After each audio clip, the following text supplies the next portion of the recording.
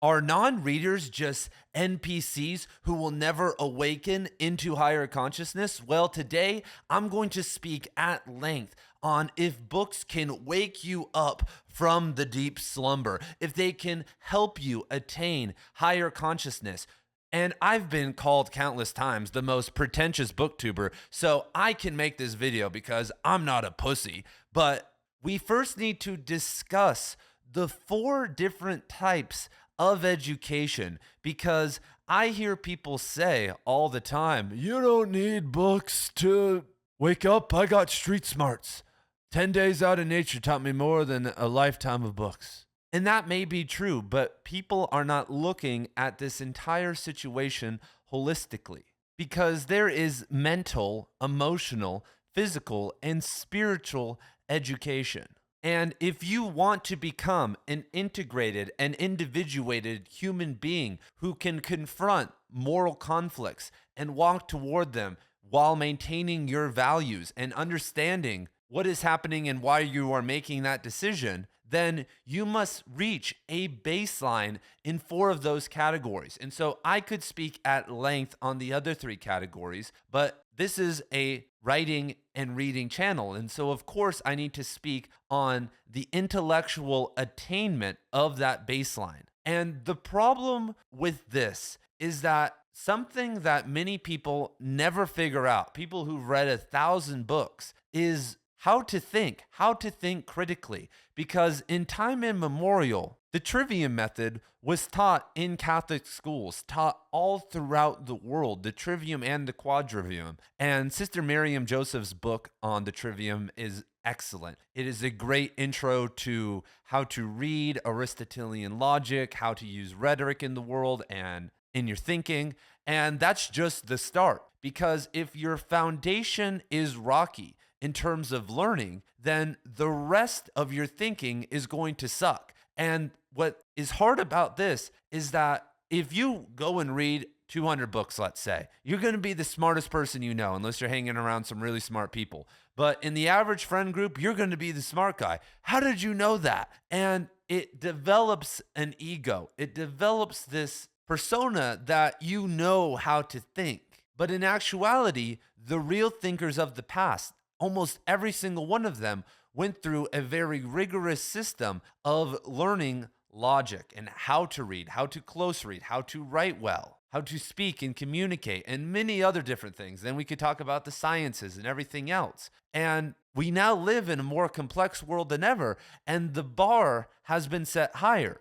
because to understand the world intellectually in the 18th century was hard because of access and stuff. But now with shadow libraries and access to unlimited amounts of information, access is no longer an issue. And so the first step of waking up out of the intellectual slumber is not reading, it's learning how to think. And this is the same in all the other categories. Before you can do martial arts at a high level, for instance, I do jujitsu, you have to learn all of the moves and be able to do it against beginners before you can really start flowing with all of it. Emotionally, you have to understand your values and how to set boundaries and do all these other things before you can engage in four-dimensional and holistic relationships. In terms of spirituality, you kind of have to understand the system so that when you have questions or when things come up, you can run it through a model. The same is true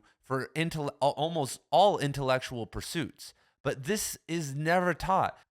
Study skills classes, Cal Newport, personal development books, productivity, it never talks about this. And BookTube pushing this idea that you need to read more before you learn how to read is very problematic, because many readers, many of you guys watching this, over 80% of you guys watching this are men. And for many young men, there is this testosterone drive, this checklist drive, as I call it, to read all the books so that you can tell everyone, so that you'll never be the guy that doesn't know something. And Reddit and people being able to sit and rip people apart online makes it seem like it's this high stakes game that you need to be able to get all this stuff, all these books consumed. But patience, right? Art is the same way. You need to learn yourself and how to see the world before you have anything important to say. So how long does it take, though, to learn how to think and go through this process? And I would say on average, it takes around 500 hours to get this done. And it could be less or more depending on your situation. And that could take someone anywhere from a couple months to a couple years to make happen. And so I want you to contemplate right now that we are a couple months or a couple years away if everyone dedicated the time to it, and everybody has the time to having an intellectual revolution, to creating an army of people who can think, who can process information. The same is true with the other three categories. And this raises the question because I use the term NPCs in the title. Why aren't people doing this? Why aren't people dedicating the 500 hours or so, plus a little change, to reach these four baselines? Because if you work 40 hours a week and sleep 8 hours a night, that leaves you with 70 hours a week left of free time. And let's say we cut out 60 hours of that for all your excuses, your family time, all this stuff, and you have 10 hours of free time a week left. Well, even if you dedicated 3 hours a week to learning, and that could be done through podcasts on logic in these things or reading some of these harder books, 3 hours a week for 3 years, you would get it done. But the reason people do not want to step into this is that they know that if they had a physical, mental, emotional, or intellectual revolution, that they would have to experience at the start more pain. They would have to confront all their past mistakes, all their wrong thinking, all of their wrong behavior, and have to say, I was wrong. I screwed up. And people are so stubborn, and that's the hardest thing for humans to do. Say, I was wrong. Because when you say you were wrong about something, then it makes you reevaluate every other decision. It makes you ask, well, if I was wrong about that, what else was I wrong about? And that's why it's so important to help people reach this baseline, because when you're at these baselines, then it's easier not to fall into these traps. It's easier to have less mistakes happen. And you will be wrong about things for the rest of your life and screw up and be stubborn. But what I want to talk about is, can reading wake up an NPC, a person who's not actively participating in life, who's just going on autopilot? Because learning how to think doesn't give you the ability to move through the world as an intellectual or as someone who is versed in knowledge. But I think once you learn and have that basic skill, the rest of it becomes very easy. I think one of the first things that people should do is find something that they love. Find a system of philosophy, a certain author, a psychologist, and read everything about them, because that will create a referent for everything else to be reflected back to. Many of us already have this within us because of Christianity. We learned about that, but the more reference you have, the more perspectives you can view problems through. And eventually you hit this level of singularity where then you can connect all these different ideas because you know something about all of them. And that's when things become really fun. But way before that, I feel like the number is between 150 to 200 books. Good books. That's all you need. If you learn to think, and if you're lucky, public school did it for you or made it easier for you, and you don't have to put in 500 hours. You know, I'm saying 500 hours for someone who has never thought in their life, just cruise through school and is at ground zero. And so if you are thinking correctly, then I want you to imagine this. I am over on my Substack right now doing a Dostoevsky book club. I'm going to be doing a course. And I was looking today, and he only published 15 novels and novellas, and some of them are unfinished. Only 15. And so if you read all 15 Dostoevsky novels, and then you read his 1,000-word biography, you're only 16 books in, and you would have a massive knowledge of Russia and of religion and of nihilism and a million different things. And if you read the biography, then you would be informed even more about the historical and philosophical influences, and that would already be a referent. And then if you did that 10 times over, or did that, let's say four times over, then read another 150 books to your own liking, that would honestly be all you need. And so with a couple hours a week, let's go back to the number 3 hours a week, I would say that within 5 or 6 years, the most unawakened, most uneducated person could turn into a real thinker, a respected thinker. And it's so sad our public education system has failed us, because this year I am mostly teaching seniors. And we read 4 different books and Shakespeare plays and did a bunch of podcasts. And I also run a club. And I would say that my students this year probably got around 50 hours or so of learning how to think. And then they read a couple books and they could take that with them. But if they had been getting that their entire life and then compounding that with parental oversight, let's say they got 50 hours a year from English class, and another 50 from history, and another 50 from math, and another 50. Oh, wait. It's so sad, you guys. Like, people talk about public education and how we can't defund it. And like, I get all that, but public education with what time it has is doing nothing.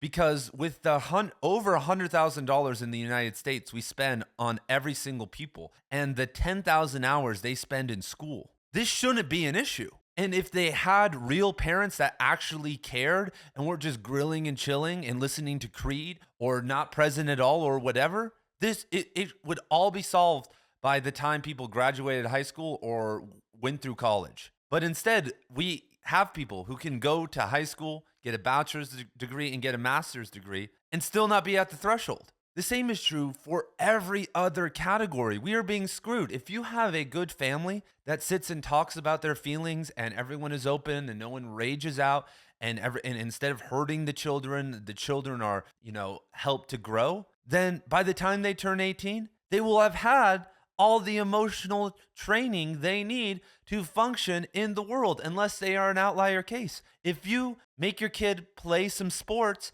and you choose to cook better, more healthy food than shit food, which would take the same amount of time, they'll have the, health principles they need to carry on with them for the rest of their lives. If you go to church or do whatever religious practice you want once or twice a week, by the time they graduate high school, they will be ready to be at that baseline and go out in the world. We are doing such a bad job at parenting. Our public education system is broken, and that's why there is a sea of NPCs out there. What could we do? We have students for 10,000 hours and we have $100,000 to help them. And what do we do for them? And it's sad that we have to go, all of us have to go on this journey on our own. I had to teach myself to think. My high school did not teach me to think. Shadow Ridge High School in Las Vegas absolutely sucked. And so my journey was having to sit for a while and be a self-starter. And that's what sucks. And that's why we're missing such a big opportunity. Many people are not self-starters, just genetically. I have friends and they just, for whatever reason, they have good parents. I would say they're just not leaders. They just don't go and do things on their own. They don't have hobbies, even though, like I said, they were, I think, raised the right way, but just they're not like that. And so having an organization or a team or something like that, they get into that. They can do that. And so I hope that that's what this channel is somewhat turning into for some of you. And I'm obviously going to be focusing on different types of videos on building logic and philosophy and other things. I've been doing this channel for 2 years and I have a lot of videos that are really short or about niche topics or just shit talking. I have longer videos and I'm leaning more in 2025, at least on this channel. I'm going to be starting a second channel soon, into more complex and serious topics, and trying to make, a real education as accessible as possible to people. And so there it is, everybody. It is possible to wake up the NPCs of the world. First, we must admit that they exist. That's one of the most dumb things ever. When people say, they're humans. I understand they're humans, bro. I do yoga. I meditate every day. I understand that they are me and I am them. I get that. But nonetheless, I would rather live in a peaceful society and community that is that way, because people are choosing that way and not being peaceful out of fear or because they are just glued to their phones and stressed out all the time. Because that group of people, if they are put under duress, could get real nasty real fast. And so here it is, everybody. Boom. Knowledge drop from the most pretentious booktuber on the internet. I am number one. I love that title. What's so funny about that title, and what's so funny when you talk about this, I have never said that word in my life. I have never said that person's pretentious. I just say they really care about this stuff, or they just have a different standard. I could say they're rude or something like that, but I never tear people down. I remember someone really close to me meeting one of my professors one time, and they're like, he thinks he's all that. I'm like, dude, this guy is really smart. And he has a great family. He's athletic. Like, he is all that. That's how weak people talk. We aren't weak on Right Conscious. We build people up. We become stronger so that we can help bring everyone with us the Bodhisattva way. Thank you guys for being here.